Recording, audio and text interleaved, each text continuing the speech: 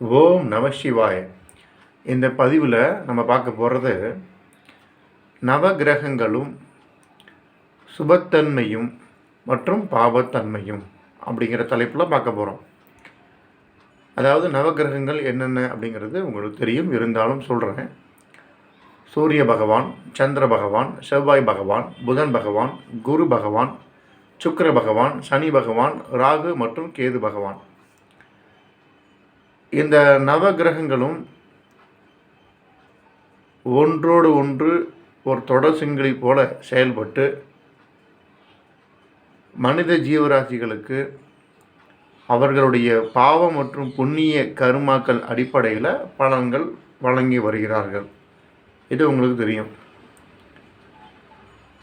இந்த நவகிரகங்களும் பொதுவாக நம்ம நவகிரகங்கள் சொன்னாலும் கூட இயற்கையின் படைப்பில் இவங்களுக்கு சுபத்தன்மை மற்றும் அசுபத்தன்மை என்ற இரண்டு நிலைகளாக பார்க்கப்படுது.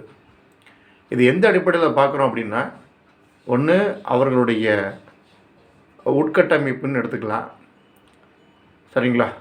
அதே போன்று அவர்களுடைய செயலாக்கத்தின் தன்மையின் அடிப்படையில்னு பிரிக்கலாம். இதில் முதலாவதாக சூரிய பகவான் எடுத்துக்கிட்டோம்னா, இவர் அரை பங்கு சுபராகவும் அரை பங்கு பாபராகவும் விளங்குகிறார்.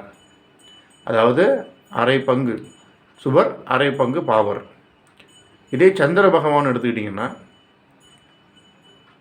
வளர்பிறையில் சுபராகவும் பௌர்ணமி அன்று முழு சுபராகவும், அதே போல் தேய்பிறையில் பாபராகவும் அமாவாசை தினத்தன்று முழு பாபராகவும் திகழ்கிறார்.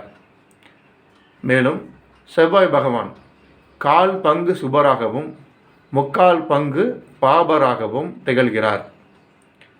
புதன் பகவான் இவரை பொறுத்த வரைக்கும் தனிப்பட்ட அமைப்பில் தனித்துவமாக இருக்கும் பொழுது முழு இயற்கை சுபராகவும், பிறருடன் இணையும் போது அதுக்கு தகுந்த மாதிரியான சுபத்தன்மை அல்லது பாபத்தன்மையாக மாறுகிறார். உதாரணத்துக்கு புதன் பகவான் தனித்துவமாக தனித்தன்மையாக இருக்கும்போது இயற்கை சுபர், முழு சுபராக இருக்கிறார்.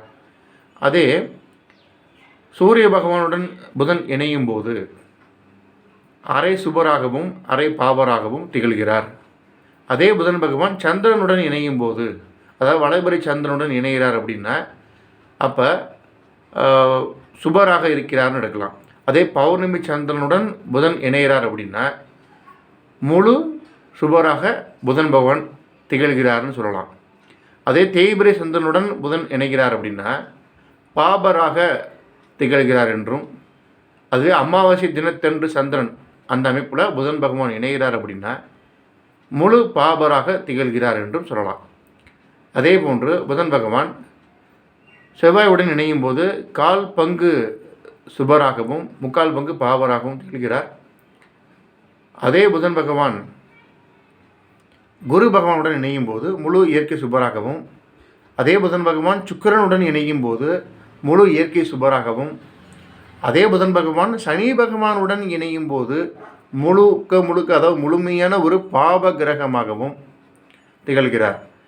இதில் ராகுவுடன் புதன் இணையும் போது கிட்டத்தட்ட 90% பாவராகவும், கேதுவுடன் புதன் இணையும் போது அரை சுபர் அரை பாவராகவும் திகழ்கிறார். அடுத்ததாக குரு பகவான் என்பவர் இயற்கை முழு சுபர், இயற்கை முழு சுபகிரகம்.